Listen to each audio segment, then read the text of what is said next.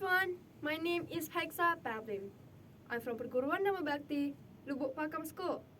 The title of my storytelling is Mulan's Story.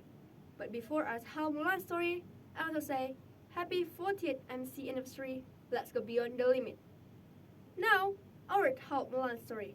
So please listen to me. Thousands of years ago in ancient China, there lived a beautiful young woman named Mulan. She lived with her parents and a dog named Little Bear. Mulan's father had once been a great warrior, but his leg had been injured in battle. As an only child, Mulan felt responsible for upholding the family honor. One day, a man arrived with terrible news from the emperor. The Huns, China's enemy, had invaded. The emperor had ordered that one from every family must join the imperial army. Mulan's aging father had to fight again. Mulan knew her father was too old to fight. But that night, she made a big decision. After saying a prayer to the ancestors, she used a sword to cut her hair short. Then she put on her father's warrior clothes.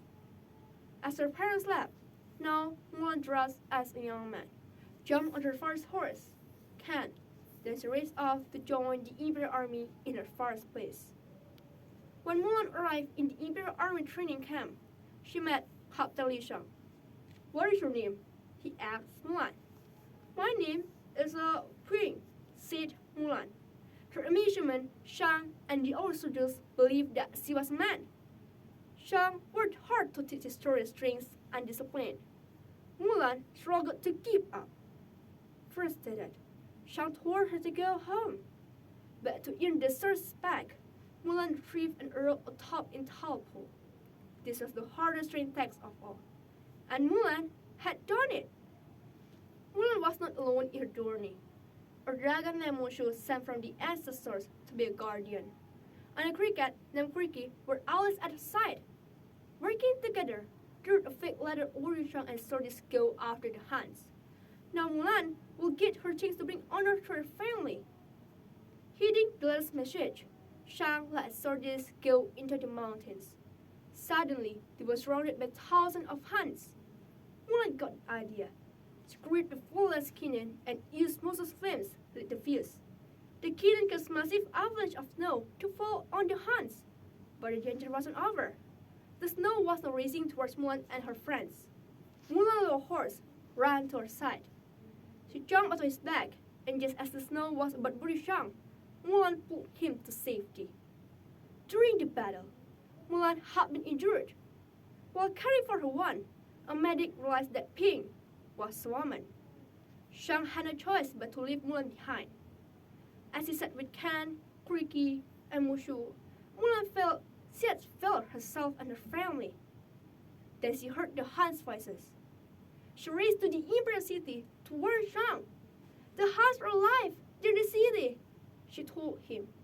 But Shang felt betrayed by Mulan and did not trust her. The Huns leader, Shan Yu, had kidnapped the emperor, but Mulan and Shang rescued him. Furious, Shan Yu chased Mulan onto the palace roof as he planned. Mulan gripped Shan Yu's sword and pinned his coat on the roof. He couldn't move when Cricky and Mushu shot a rock at his way. The force of the explosion sent Mushu and Cricky flying through the air.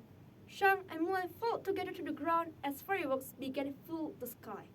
The people were celebrating. The Huns had been banished and the Imperial city was safe. The Emperor was very grateful to Mulan, and he said, "You have saved us all." And he did something extraordinary. He bowed to Mulan, and everyone bowed to Mulan too. The Emperor asked Mulan to stay on his advisor, but Mulan knew it was the time to return to her family.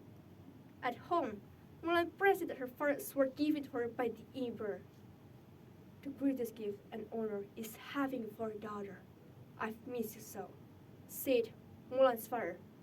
"Excuse me," said a voice behind them. "Does Mulan live here?"